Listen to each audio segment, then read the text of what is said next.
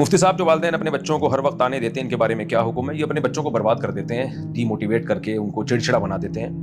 بچوں کی تربیت بہت آسان ہے، بہت آسان، یہ کوئی راکٹ سائنس نہیں ہے، لیکن آسان ہے ٹیکنک سے۔ بعض کام آسان ہوتے ہیں لیکن ٹیکنک سے کریں گے تو آسان ہوں گے، محنت کم کرنی پڑے گی، آؤٹ پٹ بہت اچھا ہوگا۔ اور اگر آپ اس کو مشکل بنا دیں گے تو مشکل ہو جائے گا۔ میں ایک مثال دیتا ہوں کہ ایک بھاری نٹ لگا ہوا ہے، تو کوئی کہے کہ اس نٹ کا کھولنا آسان ہے یا مشکل ہے؟ بھائی ویسے تو بہت مشکل ہے، آپ اس نٹ کو کھولیں کتنی ٹینشن ہے، آپ چیخیں نکل جائیں گی، نہیں کھول پائیں گے۔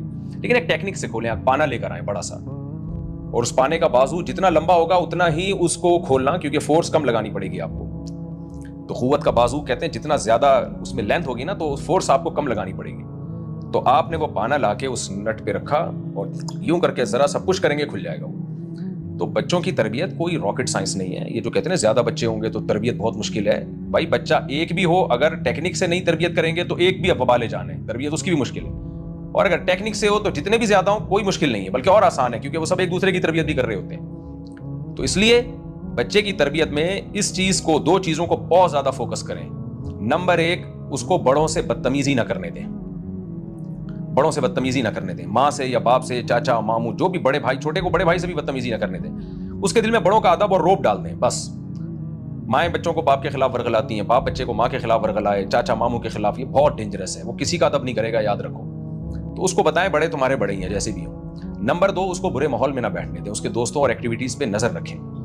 تو یہ دو کام کر لیں، انشاءاللہ انسان کا بچہ بنے گا وہ۔ باقی یہ کہ پھر بھی اگر کوئی نہیں بنتا تو بھائی اللہ کی قدرت ہے، ہم اللہ سے تقدیر سے تو نہیں لڑ سکتے، لیکن نارملی پھر بچہ انشاءاللہ انسان کا بچہ ہی بنے گا وہ۔ باقی یہ تانے دیتے رہنا تو کسی کام کا نہیں ہے، مجھے پتا ہے تو کچھ نہیں کر سکتا، جو آج کل ماں باپ کر رہے ہوتے ہیں، یہ پڑا رہے گا چرسیوں کی طرح، دیکھنا یہ کبھی کچھ نہیں زندگی میں کرے گا، یہ ٹکڑوں پہ ہی پلتا رہے گا، یہ کسی کام کا نہیں ہے۔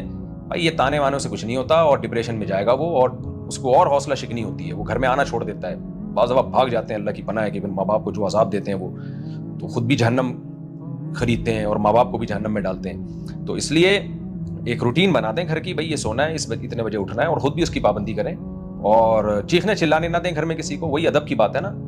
خود بھی آرام سے بات کیا کریں گھر میں، اور چیخا چلایا نہ کریں، کوئی چیخے تو اس کو آرام سے سمجھا دیں، چیخ کے نہ سمجھائیں، آرام سے سمجھا دیں کہ بھائی آرام سے ریلیکس۔ ہم کو دیکھا بیٹا کبھی چیختے ہوئے گھر میں، تو جیسے ہم آرام سے، تو ہمارے گھر کی پرمپرا ہے کہ آپ نے بھی آرام سے بات کرنی ہے۔ دو چار چیزیں تو خاندانی بچے پیدا ہوں گے انشاءاللہ، لیکن تانے وانے نہ دیا کریں اس کو۔